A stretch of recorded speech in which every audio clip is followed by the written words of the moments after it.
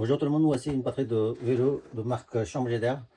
D'après le client, il a un problème de charge, elle ne charge pas. Et au niveau du voltage ampérage, on ne sait pas encore parce que rien n'a marqué ici. Il faut qu'on l'ouvre pour regarder son ampérage et voltage. Par contre, j'ai son chargeur sur le chargeur marqué 54 volts. Ça veut dire que c'est pour une batterie 48 volts. On ne sait pas, c'est parce que ce chargeur il a l'air neuf. On dirait qu'il vient de l'acheter, donc peut-être qu'il s'est trompé. Donc d'abord, on va regarder ce qu'il a comme voltage et ampérage. Et après, on va trouver son problème. Et une fois qu'on trouve son problème, c'est bien une batterie de 48 volts et 50 ampères. C'est marqué là. Et maintenant, on va la démonter complètement pour voir ce qu'elle a comme problème. Et puis, une fois qu'on trouve son problème, on va la réparer. Pour le sortir complètement, il suffit juste de couper les scotch qui sont tout hauteur. Faut faire attention pour ne pas toucher la batterie.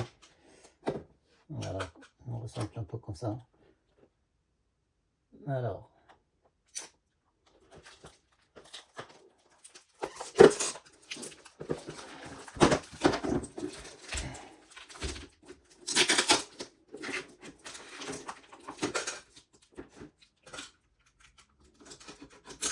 on va la sortir complètement pour qu'on puisse travailler tranquillement.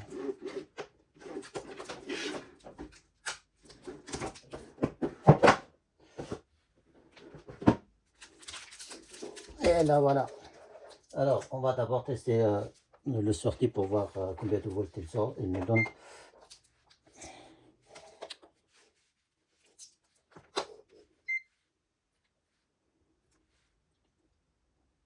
Là on voit 47 volts. 47 volts c'est bien une bon voltage hein, puisque nominal il a 48 volts, le maximal 54 volts. Et minimal normalement même il va venir jusqu'à 45 volts. Donc là il a un bon voltage. Et pourquoi il ne charge pas, je ne comprends pas. Peut-être que son chargeur est défectueux. Le chargeur il a l'air neuf hein. Donc ça c'est mon chargeur. On la branche. Ça ne charge pas, vous voyez le voyant de chargeur reste vert. Donc il a un problème de charge effectivement. Et maintenant qu'est-ce qu'on va faire? On va d'abord enlever les nappes. Et puis on va tester le fil. Les fils, il y a plusieurs fils, il faut les tester. 13 fils, vu qu'il y a une batterie de 13 séries. Et on va voir peut-être que les fils sont coupés ou autre chose.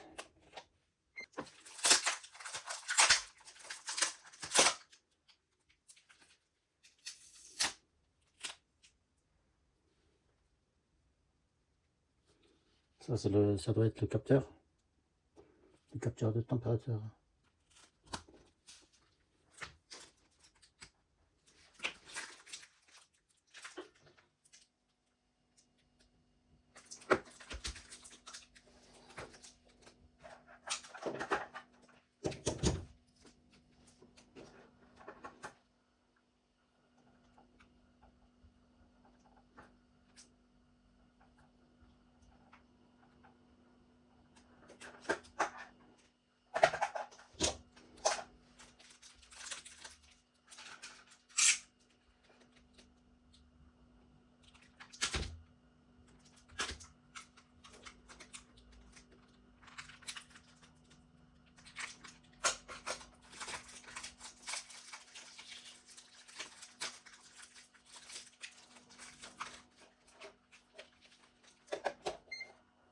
Bon, on est obligé de tester les nappes pour voir est-ce que ça donne le bon voltage ou pas. Parce que des fois ça peut être les câbles qui sont coupés ou les piles sont abîmés. Ou ils sont morts complètement, c'est aussi possible. 14-19.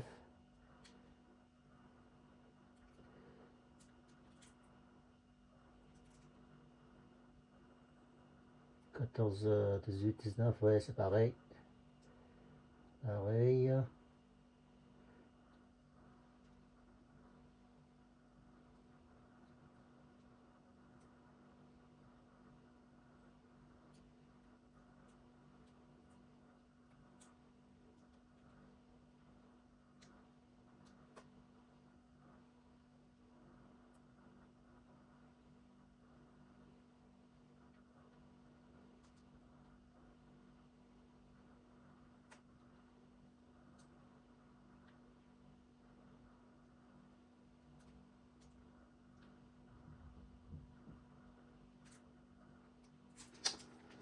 Alors ça, c'est pas la batterie il est en bon état. Donc là, ça veut dire que le BMS, il est en panne. Eh oui, notre BMS, il a l'air foutu, malheureusement.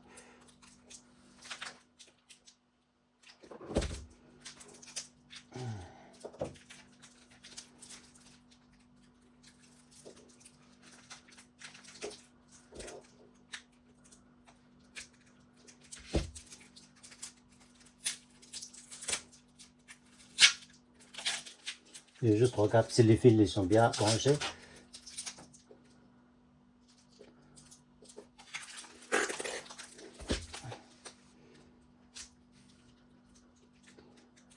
Oui, malheureusement le BMS il est en panne, donc il faut changer le BMS. Donc voilà, vous avez vu un peu comment on teste pour trouver le panne de cellule, la panne de batterie ou la panne de BMS. C'est comme ça qu'on comprend est-ce que ça vient de la batterie ou de BMS. Il faut le tester. Alors, on a dit que son BMS et HS. Moi, j'avais commandé un BMS basique, je viens de le recevoir. C'est un BMS, c'est à peu près la même chose, hein, c'est 48 volts et 60 ampères au lieu de 50 ampères. Son BMS d'origine c'est 50 ampères. Moi j'ai mis 60 ampères. Pourquoi? Parce que ce sont des BMS qui sont pas très efficaces pour l'ampérage élevé. Et ça risque de se cramer si on installe des BMS avec l'ampérage pas élevé. Donc c'est pour ça que j'ai mis 60 ampères. C'est marqué 60 ampères, ouais. Tac tac, alors c'est un BMS basique mais avec de balance. Ça veut dire que ce BMS ça va équilibrer les cellules en cas de déséquilibrage. Donc ça existe aussi d'autres BMS qui coûtent moins cher, et si vous l'installez, vous risquez de déséquilibrer les cellules et ça posera des problèmes. Donc il ne faut jamais acheter des BMS moins chers au niveau de batterie, pour la batterie, surtout des batteries comme ça avec de grande puissance. Voilà, et c'était pour la BMS. Et maintenant, on va pour la changer. Pour la changer, on peut pas. Alors, quand on regarde le nappe de la batterie, de l'autre le nappe de l'autre BMS, hein, regardez, c'est la même chose. Si je branche, ça va rentrer sans problème. Le problème, c'est que il n'a pas de la même façon. Enfin, je veux dire que son c'est pas la même branchement. Ça veut dire que ce côté négatif, ce côté positif est là sur mon BMS, alors que sur ce BMS, ce côté positif, c'est ce côté-là. Donc, comme vous voyez le fil rouge, son côté positif qui est là, et son côté positif, son côté négatif est là. Alors que sur mon BMS, sur le BMS que je viens de le recevoir, quand on regarde ce côté positif est là. Donc, ça veut dire que si je branche le nappe sans changer, ça va cramer directement le BMS. Donc c'est pour ça il ne faut pas brancher. Et quand on commande un BMS, il faut toujours vérifier le côté positif et négatif. Donc ça c'était pour ça. Et maintenant comment on va faire? Alors pour changer, comment on va faire pour changer? Pour changer, on peut brancher le câble sans problème, oui, mais ça prend beaucoup de temps et ça abîme aussi la batterie à force de toucher et de manipuler. Donc il ne faut pas faire ça. Le mieux c'est de enlever tous les fils que vous avez reçus, et vous prenez le nappe et vous branchez les fils qui sont là, vous branchez sur ce nappe. Donc ça c'est plus facile. Il faut juste faire attention au débrancher un par un pour pas que ça se touche et pour pas que ça donne leur court-circuit, sinon la batterie est grosse et ça va s'exploser rapidement. Donc moi je vais enlever d'abord les fils, hein, je coupe la vidéo parce que ça va être long, pour pas que ça va être long, et puis une fois que j'enlève tous les fils, et puis je vous montre comment on va faire. Alors pour enlever les fils, il faut juste appuyer sur là où il y a les fils, hein, avec un couteau ou bien avec quelque chose de pointu. Sur ça, juste sur cette nappe parce qu'il est pas branché, et pas sur l'autre parce que l'autre c'est différent. Donc voilà, vous voyez, ça s'enlève tout seul quand on fait ça. Voilà, maintenant on sait que ça se branche comme ça, et on sait que notre positif vient vers là, donc de ce côté. Et maintenant on va juste brancher le trou fil, hein.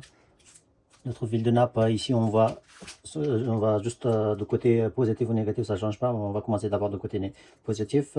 On enlève juste le truc comme ça,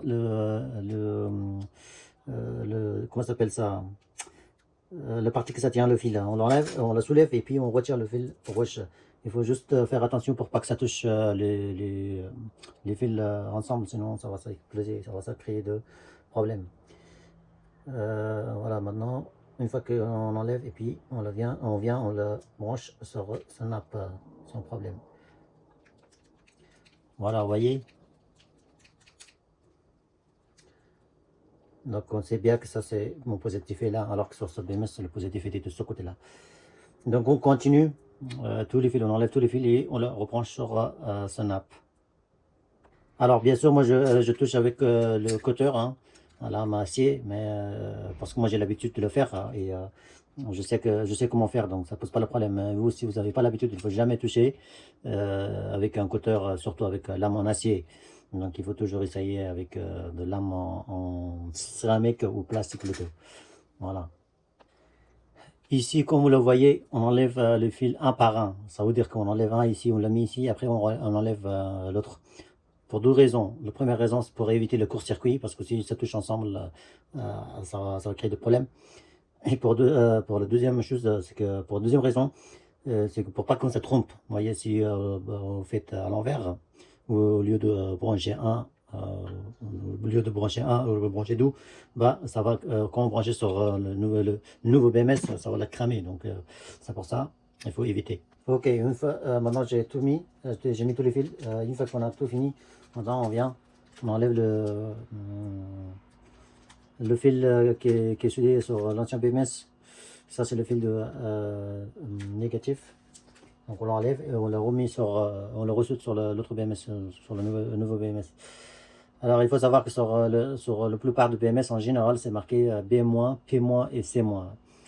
B- c'est l'entrée, entrée négatif, et P- c'est le sortie de négatif, et C- c'est le fil de charge, là où il faut souder le fil de charge négatif, donc pas positif, il faut toujours faire attention. Donc si c'est marqué B+, ça c'est positif, et si c'est marqué B ou P ou C, négatif, c'est négatif, donc il faut souder le fil noir. Voilà, je viens de souder le BMS, hein. Vous voyez, c'est B-, le fil de batterie qui est négatif, je viens de souder sur le B-, et l'autre fil de négatif hein, qui sort vers l'engin, vélo ou autre engin, je le soudais sur P-, et le fil de charge qui est plus petit, plus fin, et je le soudais sur le C-. Donc C-, c'est le fil de charge. Des fois ils sont la même port, donc on l'appelle same port en anglais, et donc des fois vous pouvez le souder ensemble, à condition que c'est pas marqué ici C- et P-. Donc voilà. Et bien, une fois que tout est soudé, maintenant on branche le nappe pour voir si tout va bien. Je pense qu'il est un peu court, c'est normal.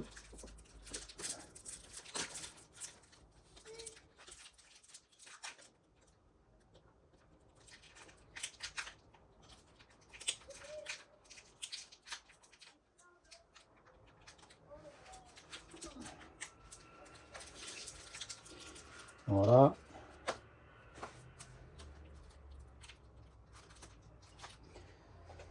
Donc maintenant, si on regarde notre sortie, normalement il doit être le bon voltage.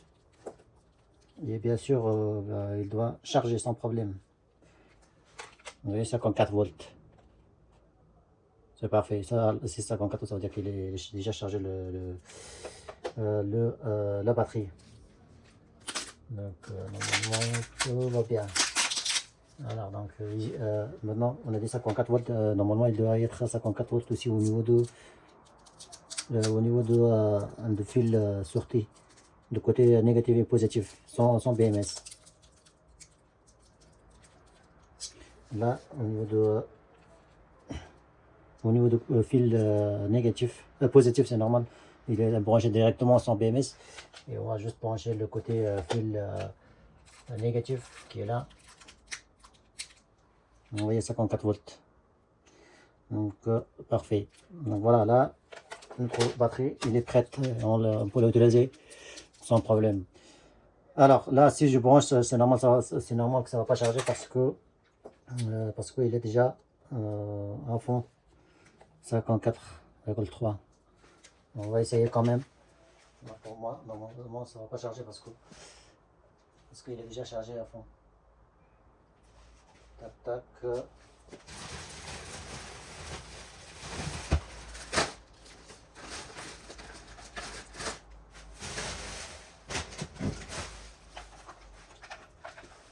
Ça, c'est le chargeur d'origine, chambre d'air.